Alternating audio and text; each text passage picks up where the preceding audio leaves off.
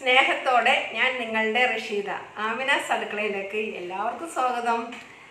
ഇന്ന് ഞാനിവിടെ ചെയ്യാൻ പോകുന്നത് ഒരു മധുരക്കറിയാണ്, അതായത് ഈന്തപ്പഴക്കറി. നമ്മൾ ബിരിയാണിക്കും നെയ്ച്ചോറ് അങ്ങനെയുള്ളതിനൊക്കെ കഴിക്കാൻ വേണ്ടിയിട്ടുള്ള ഒരു കറിയാണ് ഞാനിവിടെ നിന്ന് നിങ്ങളുടെ മുന്നിൽ എത്തിക്കുന്നത്. അതിന് മുമ്പായിട്ട് നിങ്ങൾ ഈ വീഡിയോ ആദ്യമായിട്ടാണ് കാണുന്നതെങ്കിൽ എല്ലാവരും സബ്സ്ക്രൈബ് ചെയ്യാനും ലൈക്ക് ചെയ്യാനും പിന്നെ കമൻറ്റ് ബോക്സിൽ കമൻറ്റ് ഇടാനൊന്നും നിങ്ങൾ മറക്കരുത് കേട്ടോ.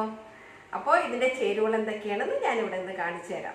ഈന്തപ്പഴം ഒരു 25 എണ്ണം, അതിങ്ങനെ ഈന്തപ്പഴം ഞാനത് എടുത്തിട്ട് ഇങ്ങനെ അല്ലിയായിട്ട് അരിഞ്ഞു വെച്ചിരിക്കുകയാണ് ഈന്തപ്പഴം. പിന്നെ പുളി, വാളംപുളി പിഴിഞ്ഞു വെച്ചിരിക്കുകയാണ്. ഉപ്പ്, ഒരു ചെറിയ സവാള കൊത്തി അരിഞ്ഞു വെച്ചിരിക്കുന്നത്, വെളിച്ചെണ്ണ, ശർക്കര നീര് പാനിയാക്കി വെച്ചിരിക്കുന്നത്, മഞ്ഞൾപ്പൊടി, മുളക് പൊടി, പിരിയൻ മുളകാണ് ഞാൻ എടുത്തിരിക്കുന്നത്. പിന്നെ നമുക്ക് ഒരു 5-8 പച്ചമുളക് ഇങ്ങനെ നെടുകെ കീറി വെച്ചിരിക്കുന്നതാണ്. ഒരു മുളകിൻ്റെ തുമ്പിൻ്റെ അവിടെ നെടുകെ ഇങ്ങനെ കുറച്ച് കീറി വയ്ക്കും. പിന്നെ കറിവേപ്പില, വെളുത്തുള്ളി, ഒരു 2-3 വെളുത്തുള്ളി അതിൽ അരിഞ്ഞ് വെച്ചിരിക്കുന്നത്. കുറച്ച് ചൂടുവെള്ളം ഒഴിച്ചു കൊടുക്കണം. ഇത്രയും സാധനങ്ങളാണ് നമുക്കിതിന് വേണ്ടത്. അപ്പോൾ നമ്മൾക്കൂടെ പാത്രം അടുപ്പത്ത് വയ്ക്കാം. പാൻ അടുപ്പത്ത് വയ്ക്കും. പാൻ നല്ലപോലെ ചൂടായിട്ട് വരുമ്പോൾ വെളിച്ചെണ്ണ ഒഴിച്ചു കൊടുക്കാം.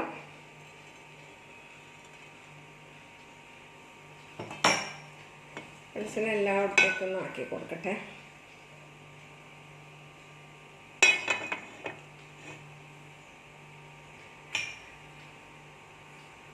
ഇതിലോട്ട് എടുത്ത് വെച്ചിരിക്കുന്ന കൊത്തിയരിഞ്ഞ് വെച്ചിരിക്കുന്ന ഈ സവാള,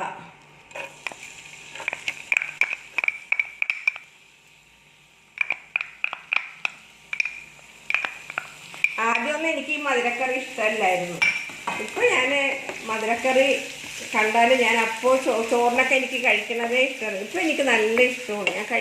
ഇപ്പോൾ എവിടെയെങ്കിലും പോയിട്ടുണ്ടെങ്കിൽ ഞാൻ ആദ്യം മേടിച്ച് അത് കുറച്ച് കഴിച്ചിട്ടേ ചോറിട്ട് കഴിക്കുള്ളൂ. ഇത്രയൊക്കെ എനിക്ക് ഇഷ്ടമാണ് മധുരക്കറി. ഇത് നല്ലപോലെ വാടി വരുമ്പോഴേക്കും നമുക്ക് വെളുത്തുള്ളിയും കൂടി ഇട്ട് കൊടുക്കാം.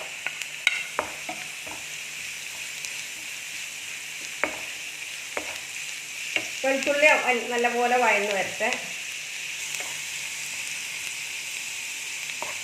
നല്ലപോലെ വാടി വരുമ്പോഴേക്കും നല്ലപോലെ വാടി വരണം. ഈ വെളുത്തുള്ളി ശരിക്കും നല്ലപോലെ വഴന്ന് വരണം ഇതിലോട്ട്. ഈ പ്രാവശ്യം ഓണത്തിന് എൻ്റെ മോനായിരുന്നു സ്കൂളിൽ, എൻ്റെ മോന് മേരിമാത സ്കൂളിലാണ് പഠിക്കുന്നത്. കാരണം ഈ വാഴക്കാല മേരിമാത സ്കൂളിലാണ് പഠിക്കുന്നത്. അപ്പോൾ ഈ പ്രാവശ്യം മാവേലി ആയത് എൻ്റെ മോനായിരുന്നു. അപ്പോൾ ഞങ്ങളിങ്ങനെ എനിക്ക് അവനെ മാവേലിയായിട്ട് കാണണമെന്ന് വലിയ ആഗ്രഹം ഉണ്ടായിരുന്നു. ഇതിലോട്ട് ഞാൻ ഈന്തപ്പഴവും കൂടി ഇട്ടിട്ട് പറയാം കേട്ടോ.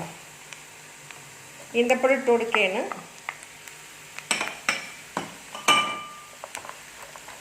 അങ്ങനെ മാവേലി ആയത് മോനാണ്. അപ്പോൾ ഞങ്ങളൊന്ന് കാണാൻ വേണ്ടി വരട്ടെ എന്ന് വെച്ചപ്പോൾ മമ്മി വരണ്ട, എനിക്ക് കണ്ട നാണോ എന്നൊക്കെ പറഞ്ഞു. അങ്ങനെ ഏകദേശം ഉച്ചവരെ ഉണ്ടായിരുന്നു ക്ലാസ്. ഞങ്ങൾ ഉച്ചയായപ്പോഴേക്കും ഞാൻ എൻ്റെ ഹസ്ബൻഡും കൂടി ഇവനെ ഹസ്ബൻഡാണ് വിളിക്കാൻ പോണതും കൊണ്ടുപോയാക്കണതൊക്കെ. അങ്ങനെ ഇവനെ കാണാൻ വേണ്ടി ഞങ്ങൾ പോയപ്പോൾ അവിടുത്തെ സെക്യൂരിറ്റിനോട് ചോദിച്ച് അവിടുത്തെ പരിപാടിയൊക്കെ കഴിഞ്ഞ മോനെ കാണുന്നില്ല, മോനൊന്ന് കാണാൻ വേണ്ടിയിട്ടാണെന്ന് പറഞ്ഞപ്പോൾ അയാൾ പറഞ്ഞു അവിടെ എവിടെ ഉണ്ടെന്ന് പറഞ്ഞു. എവിടെ മോനെ അപ്പുറത്തൊന്ന് നിൽക്കുമ്പോൾ ഈ മോനെ എനിക്ക് കണ്ടിട്ട് മനസ്സിലാവണേ ഇല്ല. അങ്ങനെ സെക്യൂരിറ്റിനോട് ചോദിച്ച് ഞാൻ എൻ്റെ മോനെ എവിടെ നിന്ന് ഏത് സൈഡിലാണ് നിൽക്കണേന്ന് അറിയാമ്പോൾ അയാൾക്കും മനസ്സിലാവണില്ല. അവസാനം അയാൾ പറഞ്ഞ് അവിടെ ഉണ്ടെന്നാണ് തോന്നണത്, അയാൾ അവിടെ തന്നെ ഉണ്ടാവും എന്ന് പറഞ്ഞു. അങ്ങനെ മോൻ വന്ന് എന്നെ തോണ്ടി വിളിക്കുകയാണ്.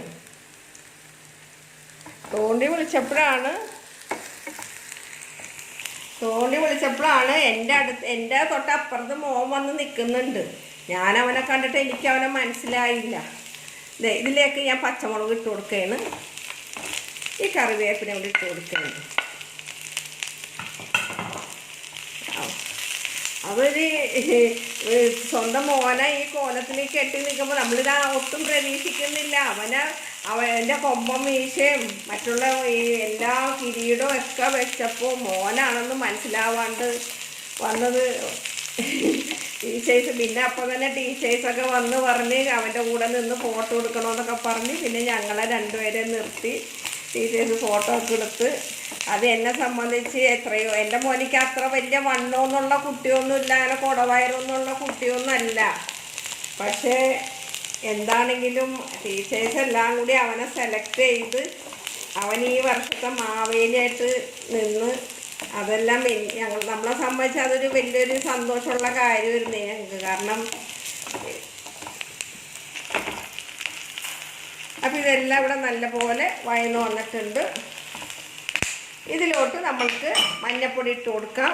ഞാൻ കണക്കിനുള്ള മഞ്ഞൾപ്പൊടിയാണ് എടുത്ത് വെച്ചിരിക്കുന്നത്. അപ്പോൾ ഇതിന് ഇതൊന്നും പറയേണ്ട, ഒരു ചെറിയ ടീസ്പൂൺ മഞ്ഞൾപ്പൊടിയാണ് ഞാൻ ഇതിലെടുത്ത് വെച്ചിരിക്കുന്നത്. ഇത് നല്ലപോലെ വാടി, ഈന്തപ്പഴം ശരിക്കും വാടി വരണം. ഇതിലോട്ട് നമ്മൾക്ക് എടുത്ത് വെച്ചിരിക്കുന്ന ഈ മുളക് പൊടി, പച്ചമുളക് ഇട്ടിട്ടുണ്ടല്ലോ, അപ്പോൾ അതിന് ഞാൻ എടുത്തിരിക്കുന്ന പിരിയമുളകാണ്. അങ്ങനെ അതൊരു വലിയൊരു അനുഭവമായിരുന്നു ഈ വർഷം ഓണത്തിന്.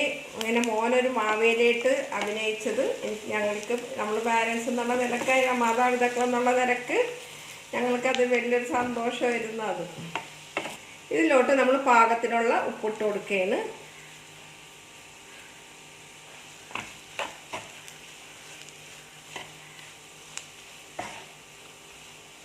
ഇനി നമ്മൾക്ക് ആവശ്യം കുറച്ച് പുളിവെള്ളമാണ്. പുളിവെള്ളം നമുക്ക് ആദ്യം ഒഴിച്ച് കൊടുക്കാം. കുറച്ച് ചൂടുവെള്ളം ഒഴിച്ചിട്ട്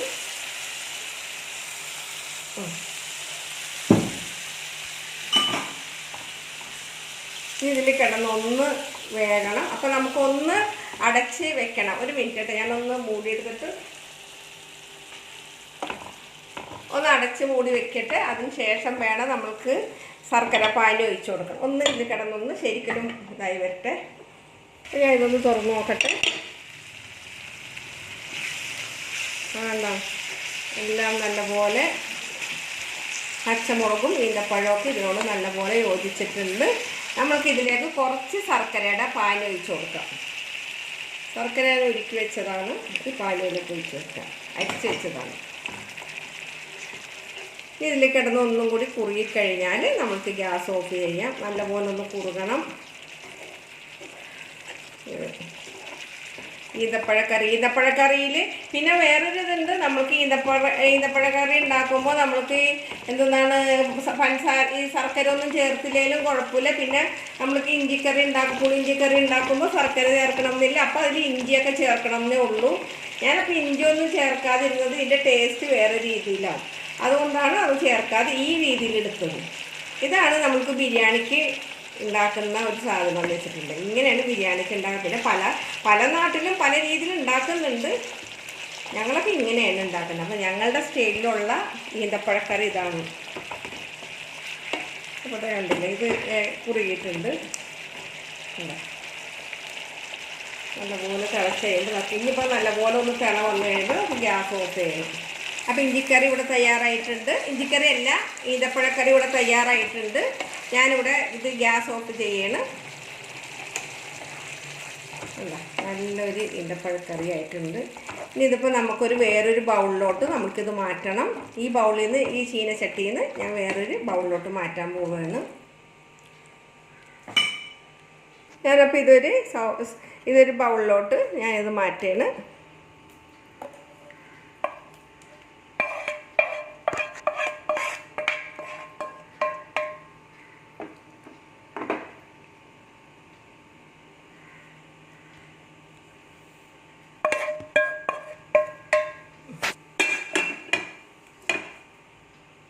അപ്പോൾ ഇന്ന് നിങ്ങളുടെ മുന്നിൽ ഉണ്ടാക്കിയിരിക്കുന്ന ഈ ഈന്തപ്പഴക്കറി എല്ലാവർക്കും ഇഷ്ടമാവുമെന്ന് എനിക്കറിയാം.